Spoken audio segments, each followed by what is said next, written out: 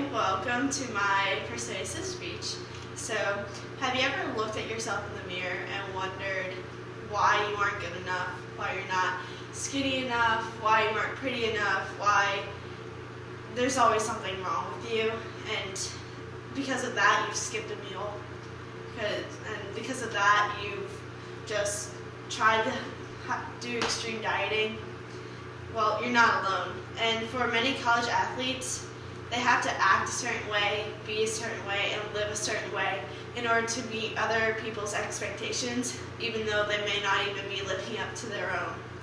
As a Christian NCAA women's athlete, I can relate to those who have had problems with eating disorders, because I myself have been diagnosed with bulimia, and just dealing with that, I have come to know that I'm not alone, and I have also learned about it in classes in bio and in exercise science and sports injury classes.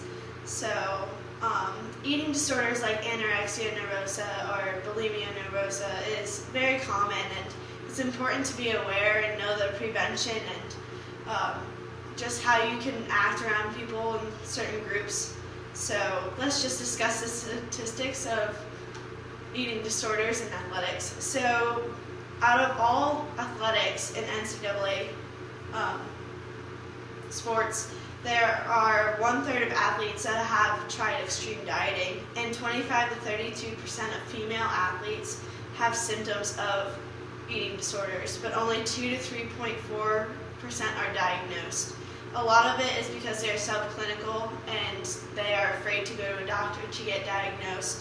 So some subclinical symptoms are obsession with weighing, preoccupation with food, frequent weighing, excessive exercise, and it's very common in gymnastics and diving, and it's becoming more common in field hockey and volleyball, track, and tennis.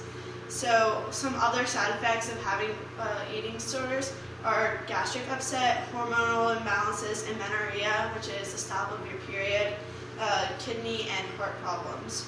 So there are a lot of risk factors when it comes to having an eating disorder, and so some of them are gender, and females are more likely to develop it than males.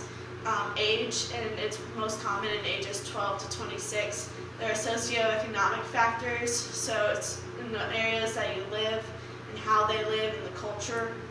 There's genetics and biochemical factors, such as serotonin levels in your brain, and then athletics and how you have to perform and just act and be, and then your personality, whether you are an extrovert or an introvert. And 50% of people who are struggling with eating disorders have been also diagnosed with depression. And according to the National Eating Disorder Association, they have sequenced 4 subdivisions of how someone can be diagnosed with an eating disorder, and that is psychological, interpersonal, social, and biological. So how can we prevent these issues? It's just placing less emphasis on weight, non-mandatory weigh-ins for athletes, avoiding ostracizing for weight awareness, and just caring about people and knowing the warning signs. Some treatment is very helpful, such as counseling and education, and even hospitalization, but out of all the counseling, only 1/3 of the people actually don't respond to it. So that's really sad.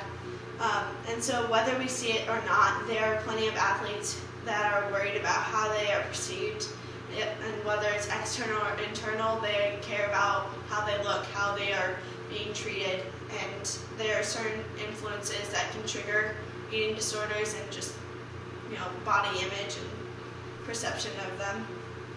And as a friend, family member, teammate, sister, brother in Christ, we are called to look for them in times of need and support and direct them to Christ. So it's important that we are there for people who are struggling, and it's important to know how to prevent this and how to be there for them even when they're going through it. So I challenge you to pay more attention to those around you.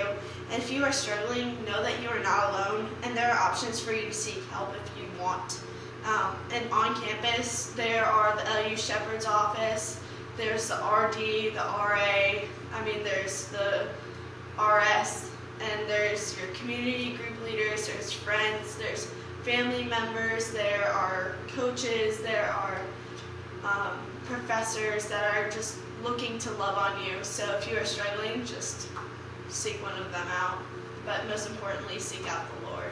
So thank you for listening, and here's my audience.